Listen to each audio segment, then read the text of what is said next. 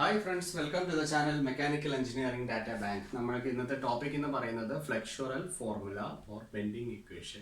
ഇതിന്റെ ഡെറിവേഷൻ ആണ് നമ്മൾ നോക്കുന്നത്. ഈ ഡെറിവേഷനിലേക്ക് പോകുന്നതിന് മുമ്പ് നമുക്ക് ഇമ്പോർട്ടൻ്റ് ആയിട്ടുള്ള ഒരു 6 അസംഷൻസ് സ്റ്റഡി ചെയ്യണം. ആദ്യത്തെ അസംഷൻ ഇതാണ്: നമ്മൾ എടുത്തിരിക്കുന്ന ബീം ആണെന്ന് ഈ കാണുന്നത്. ഈ ബീമിന്റെ ക്രോസ് സെക്ഷണൽ ഏരിയ എന്ന് പറയുന്നത് കോൺസ്റ്റന്റ് ആണ് through out the length and made up of A single material. That means material is homogeneous and beam is initially straight.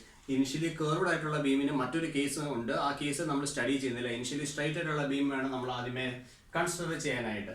ഇനി ഇതിനകത്തുള്ള ഓരോ ക്രോസ് സെക്ഷനും ഈ ന്യൂട്രൽ ആക്സിസിന്റെ പെർപെൻഡിക്കുലർ ആയിട്ട് തന്നെയായിരിക്കും ഉള്ളത്. ആ ഒരു ക്രോസ് സെക്ഷൻ എന്ന് പറയുന്നത് എപ്പോഴും പ്ലെയിൻ ആയിരിക്കും. Plane sections before and after loading will remains plain.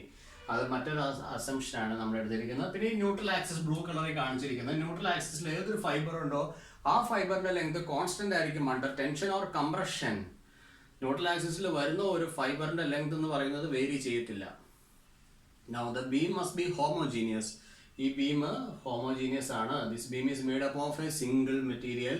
Modulus of elasticity will be same under tension and compression. അതാണ് നാലാമത്തെ point. Now loading must be perpendicular to the axis of the beam. ഈ original ആക്സിന് perpendicular ആയിട്ടാണ് നമുക്ക് loading കൊടുക്കാൻ സാധിക്കത്തുള്ളൂ. Any deformation of section in its own plane is neglected. അങ്ങനെ perpendicular ആയിട്ട് loading കൊടുക്കുമ്പോൾ ഇതുപോലെ ഒരു കർവേച്ചർ ആണ് നമുക്ക് ഈ ബീമിനകത്ത് കാണാൻ സാധിക്കുന്നത്. ഓക്കെ, അപ്പൊ അങ്ങനെ ഇതിന്റെ ന്യൂട്രൽ ആക്സിസ് ബ്ലൂ കളറിൽ കാണിച്ചിട്ടുണ്ട്. ഈ ന്യൂട്രൽ ആക്സിസിൽ ഞാനൊരു ഫൈബർ എടുത്തിട്ടുണ്ട്. ഈ ന്യൂട്രൽ ആക്സിസിലെ ഫൈബർ ഞാനൊന്ന് ചെക്ക് ചെയ്യാണ്. ഇവിടെ ഞാനൊരു ഫൈബർ കൺസിഡർ ചെയ്യാണ്. എൻ്റെ ഫൈബറിന്റെ ലെങ്ത് എന്ന് പറയുന്നത് ഇപ്പോൾ ഇവിടെ AB ആണ് ഞാൻ എടുത്തിരിക്കുന്ന ഫൈബർ. അത് ന്യൂട്രൽ ആക്സിസിലാണ് എടുത്തിരിക്കുന്നത്. ന്യൂട്രൽ ആക്സിസിൽ നിന്ന് ഒരു പർട്ടിക്കുലർ ഹൈറ്റ് മാറി ഞാൻ മറ്റൊരു ഫൈബർ കൺസിഡർ ചെയ്യുകയാണ്. ഓക്കെ, ന്യൂട്രൽ ആക്സിസിന് മുകളിലായിട്ടൊരു ഫൈബർ ഞാനിവിടെ എടുക്കുകയാണ്. ഈ ഫൈബറിനെ എനിക്ക് CD എന്ന് വിളിക്കാം. This is fibre CD. Okay, fine. Now ഇനി നമുക്ക് ഇവിടെ ഒരു റേഡിയസ് ഓഫ് കർവേച്ചറും പോയിന്റ് ഓഫ് കർവേച്ചറും വേണം. പോയിന്റ് ഓഫ് കർവേച്ചർ കിട്ടാനായിട്ട് വളരെ ബുദ്ധിമുട്ടൊന്നുമില്ല. അപ്പോൾ ഇവിടുന്ന് നമുക്കൊരു ലൈൻ ഓരോ ലൈൻസ് വരയ്ക്കും. അത് കോയിൻസൈഡ് ചെയ്യുന്ന പോയിന്റ് ആയിരിക്കും നമുക്ക് പോയിന്റ് ഓഫ് കർവേച്ചർ O ആയിട്ട് നമുക്ക് വരിക. അപ്പോൾ നമുക്കിവിടെ ആ ലൈൻസ് ഒന്ന് ഇവിടെ വരയ്ക്കാം. പോയിന്റ് ഓഫ് കർവേച്ചർ നമുക്കൊന്ന് ഇവിടെ വരച്ചെടുക്കാൻ സാധിക്കുന്നതായിരിക്കും. ഓക്കെ, ഇനി നമുക്കിവിടെ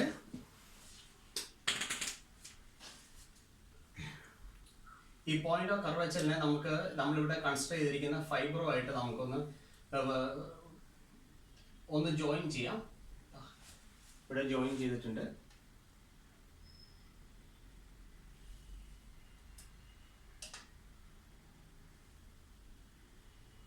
ഓക്കെ,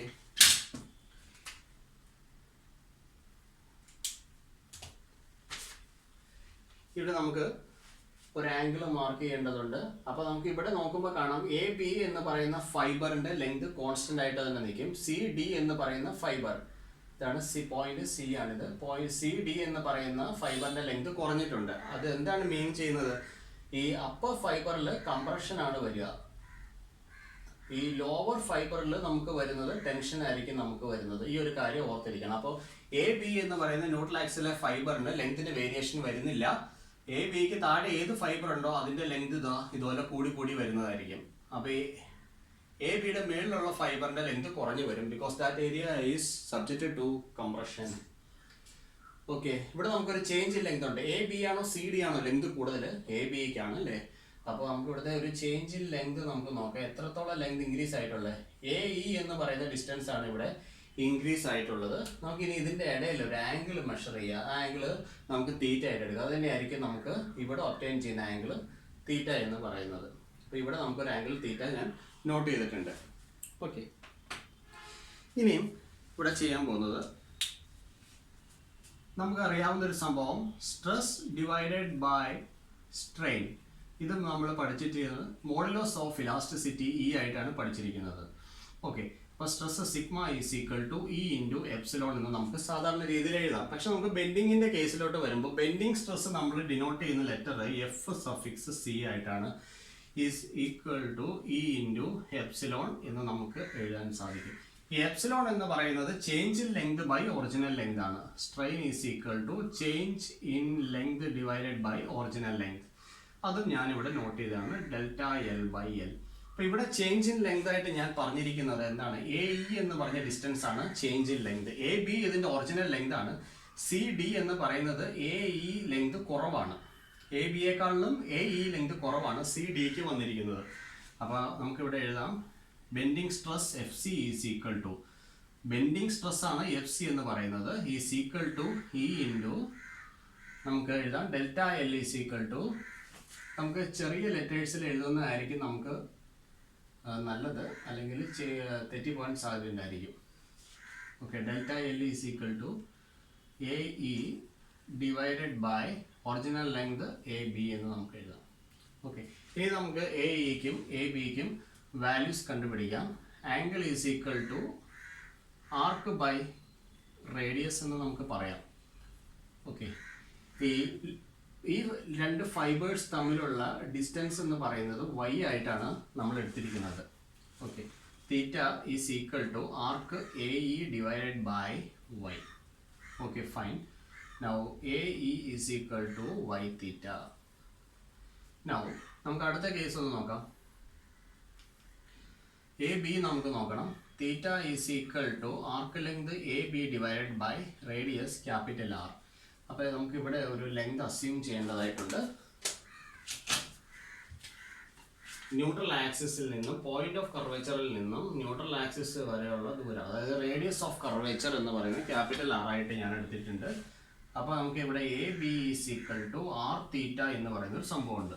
അപ്പോൾ ബെൻഡിങ് സ്ട്രെസ് എഫ് സി, നമുക്ക് here F C is the bending stress,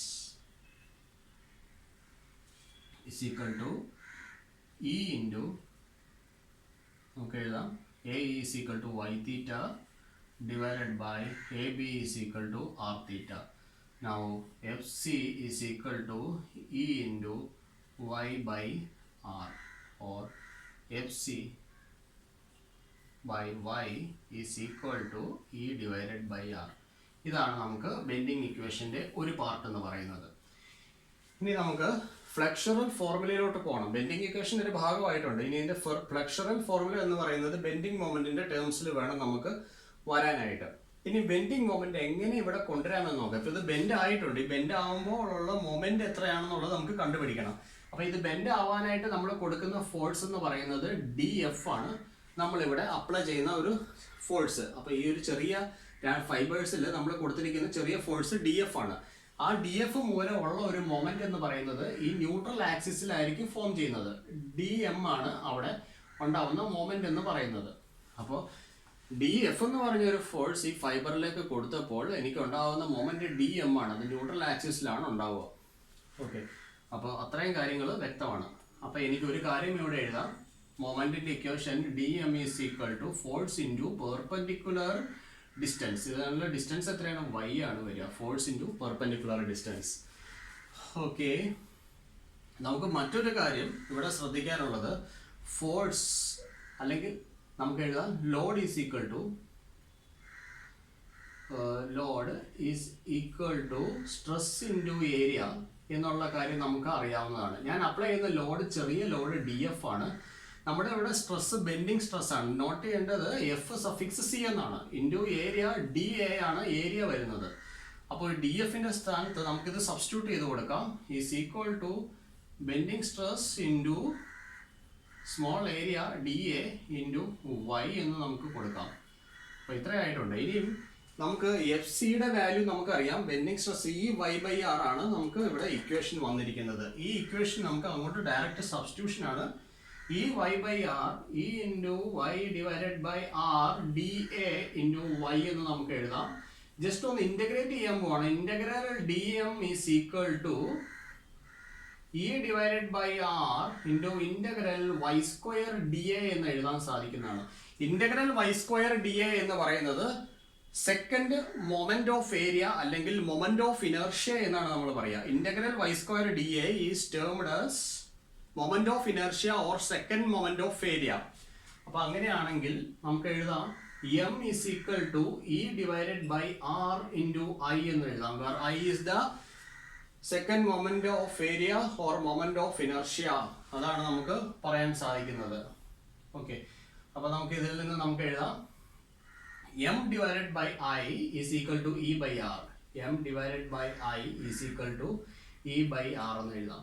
അതിന് മുമ്പ് നമുക്ക് ഇപ്പോൾ ഒരു ഇക്വേഷൻ ഒബ്റ്റെയിൻ ചെയ്തിട്ടുണ്ട്. M is equal to E by R into I.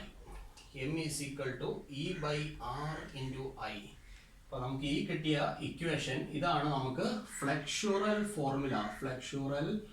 ഫോർമുലയായിട്ട് പറയാൻ സാധിക്കുന്നത്. ഫ്ലെക്സുറൽ formula. Okay, now we can finalize the bending equation.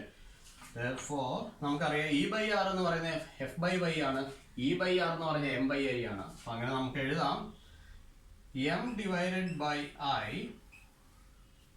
is equal to FC divided by Y is equal to E divided by R. Now this is the bending equation. It's the bending equation for beams.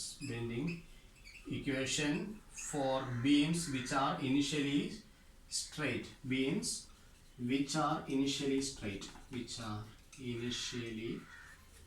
straight. Okay, where M is the moment, I is the moment of inertia or second moment of area. F suffix A is the bending stress. Y is the perpendicular distance in between the fibers. E is the modulus of elasticity and R is the radius of curvature. Okay, thank you.